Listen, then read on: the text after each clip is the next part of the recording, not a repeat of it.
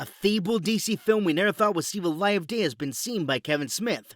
Some of the biggest franchises come to a screeching halt, and a legendary artist passed away this week. All this and more coming up on the weekly slate.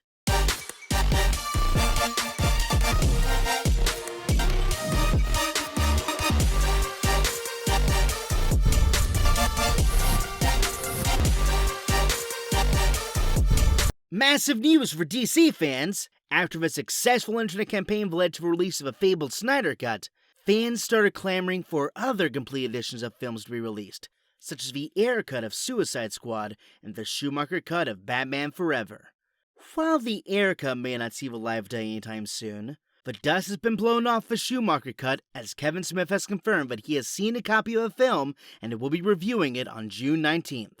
For those who don't know, Schumacher initially intended for the film to be more of a darker, introspective character study of Batman and his psyche. The man who wrote the movie, Akiva Goldsman, once stated, "It was really dark.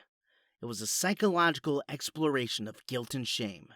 A deleted scene exists that you can find on YouTube that shows this a little more, in which Val Kilmer's Bruce Wayne finds himself face to face with a man-sized bat.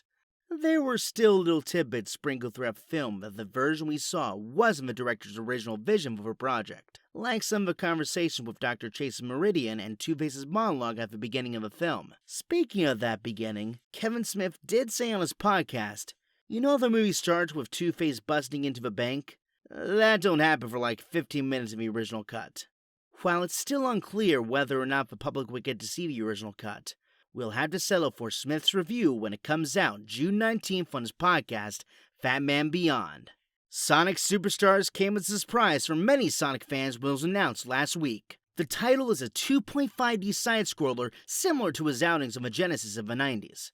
Sonic Superstars was available to play at Summer Game Fest, and it is already getting an overwhelmingly positive reception for its faithfulness to the classic titles, while also not falling into the trap of reusing previous stages such as Green Hill Zone. It features Sonic, Tails, Knuckles, and even Amy as playable characters, and has local co-op and an online battle mode. The game is being developed by Azrest and Sonic Team and features the return of Sonic co-creator Naoto Oshima. Sonic Superstars is set for a fall 2023 release on all major consoles. And if that is enough to get you excited about what's next with this speedy blue hedgehog, we have some exciting news about the upcoming Knuckles show on Paramount+.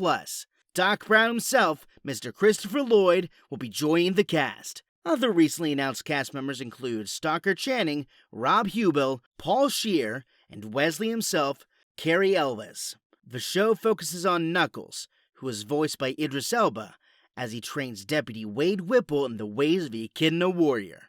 The show is set for a fall release on Paramount+. If there's one thing fans of Star Wars love more than watching Star Wars, it's playing Star Wars, and nothing is more fun than a Star Wars video game. Recently, Ubisoft has shown off their own unique entry into the Star Wars franchise with Star Wars Outlaws. Set in between Empire Strikes Back and Return of the Jedi, you get to play as a smuggler of the criminal underworld as one navigates through the galaxy during its time of war. It'll be the first single-player Star Wars open-world game with smooth ground-to-space travel from planet to planet. The game is set to release in 2024 on PlayStation 5, Xbox, and PC.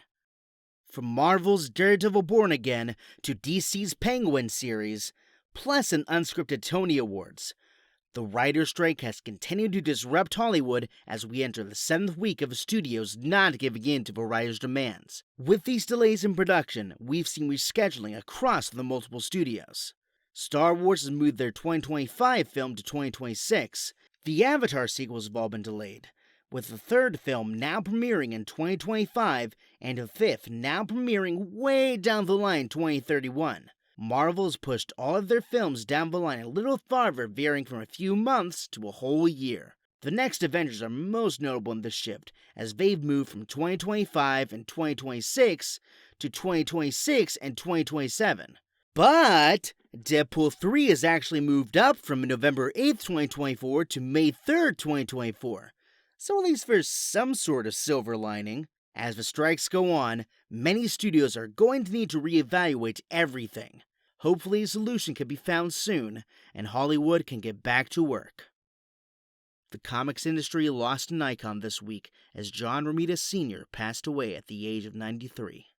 The news came from his son, John Romita Jr., who has also left a remarkable stamp on comics.